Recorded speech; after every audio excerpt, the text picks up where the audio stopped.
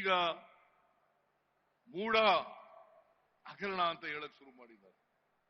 ಅದು ಹಗರಣನೇ ಅಲ್ಲ, ಹಗರಣನೇ ಅಲ್ಲ. ಏಯ್ ಕೂತ್ಕೊಳ್ರಿ, ಏಯ್ ಕೂತ್ಕೊಳ್ರಿ. ಹಗರಣನೇ ಅಲ್ಲ. ಹಗರಣ ಹಗರಣ ಹಗರಣ ಹಗರಣ ಅಂತೇಳಿ ಬೊಬ್ಬೆ ಇಡ್ಲಿಕ್ಕೆ ಶುರು ಮಾಡಿದ್ದಾರೆ.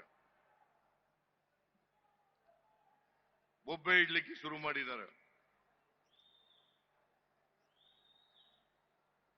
ಅಲ್ಲಿ ಯಾವುದೇ ತಪ್ಪು ಮಾಡಿಲ್ಲ,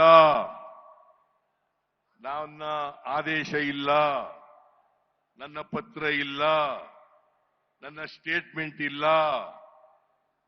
ಆದರೂ ಕೂಡ ಸಿದ್ದರಾಮಯ್ಯ ರಾಜೀನಾಮೆ ಕೊಡಬೇಕು, ಸಿದ್ದರಾಮಯ್ಯ ರಾಜೀನಾಮೆ ಕೊಡಬೇಕು.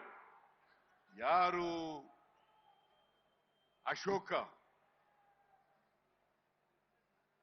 ಯಡಿಯೂರಪ್ಪ, ವಿಜಯೇಂದ್ರ, ಕುಮಾರಸ್ವಾಮಿ, ಇವ್ರಿಗೆ ಯಾವ ನೈತಿಕತೆ ಇದೆ?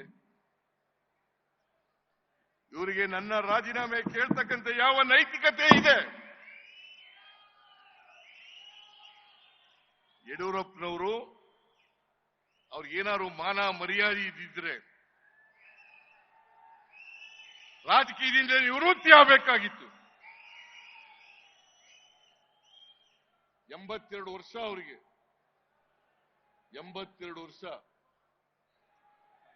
ಸೆಕ್ಸುವಲ್ ಹರಾಸ್ಮೆಂಟ್ ಮಾಡಿ ಪೋಕ್ಸೋ ಕೇಸ್ನಲ್ಲಿ ಸಿಕ್ಕಾಕೊಂಡು ಚಾರ್ಜ್ ಶೀಟ್ ಹಾಕಿದ್ದಾರೆ ಅವ್ರ ಮೇಲೆ. ಪೋಕ್ಸೋ ಕೇಸ್ನಲ್ಲಿ ಸಿಕ್ಕಾಕೊಂಡು ಚಾರ್ಜ್ ಶೀಟ್ ಹಾಕಿದ್ದಾರೆ. ಅವರು ನಮಗೆ ಬುದ್ಧಿವಾದ ಹೇಳೋದು, ರಾಜೀನಾಮೆ ಕೊಡಿ, ರಾಜೀನಾಮೆ ಕೊಡಿ, ರಾಜೀನಾಮೆ ಕೊಡಿ. 10ನೇ ತಾರೀಕಿನೊಳಗಡೆ ರಾಜೀನಾಮೆ ಕೊಟ್ಬಿಡಬೇಕು. What moral right he has?